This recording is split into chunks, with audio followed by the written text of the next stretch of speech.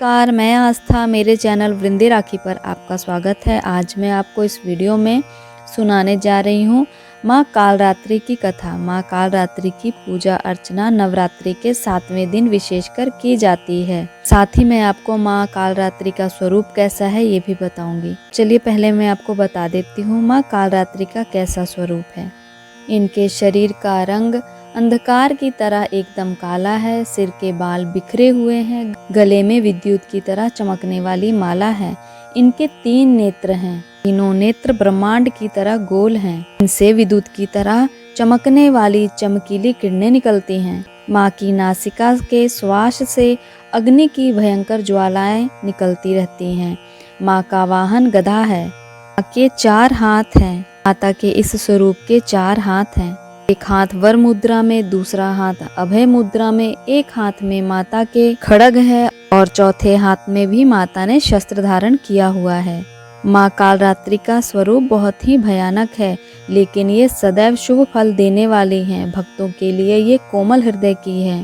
देवी इस भयंकर रूप से दुष्टों का संहार करती हैं। माँ कालरात्रि दुष्टों का विनाश करने वाली है। दानव, दैत्य, राक्षस, भूत, प्रेत आदि इनके स्मरण मात्र से ही भयभीत होकर भाग जाते हैं।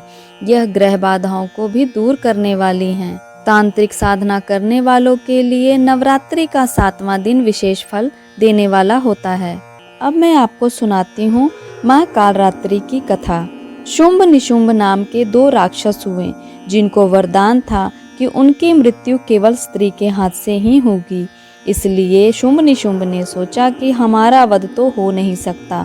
नारी अबला होती है और वह हमारा वध नहीं कर पाएगी।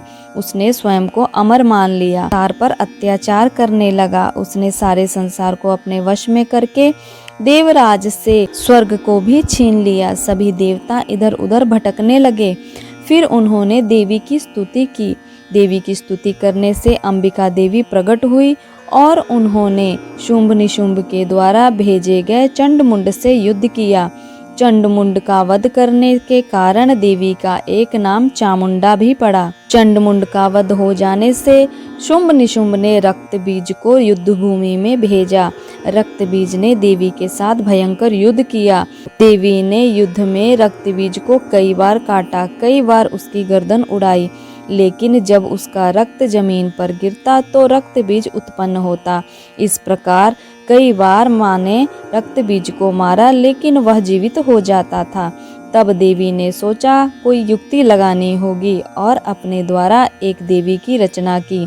देवी ने प्रकट होकर हाथ में खड्ग धारण किया, खपट धारण किया। जब माता ने रक्त बीज के सिर को काटा तो उस देवी ने खपड़ में उसके रक्त को लेकर पी लिया, जिससे रक्त जमीन पर नहीं गिरा और रक्त बीज की उत्पत्ति नहीं हुई। इस प्रकार माँ ने रक्त बीज का अंत किया। रक्त बीज के रक्त को पी लिया और माता का नाम कालरात्रि हुआ।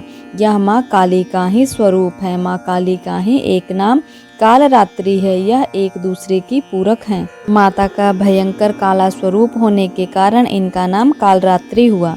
तो ये थी कथा नवरात्रि के 7वें दिन की माता कालरात्रि की। तो इसी प्रकार नवरात्रि के व्रतों के सभी कथाओं को आप हमारे चैनल पर सुन सकते हैं और हिंदू धर्म से संबंधित व्रतों त्योहारों से संबंधित आपको जानकारियाँ यहाँ मिलती रहती है। बहुत सारे उपाय भी मैं आपको बताती रहती हूँ और मंत्रों के बारे में भी आपको जानकारियाँ मैं देती रहती हूँ। तो चैनल को सब्सक्राइब करिएगा, बेल आइकन को प्रेस कर लीजिएगा ताकि आने वाली सभी वीडियो आप तक पहुँच सके। धन्यवाद।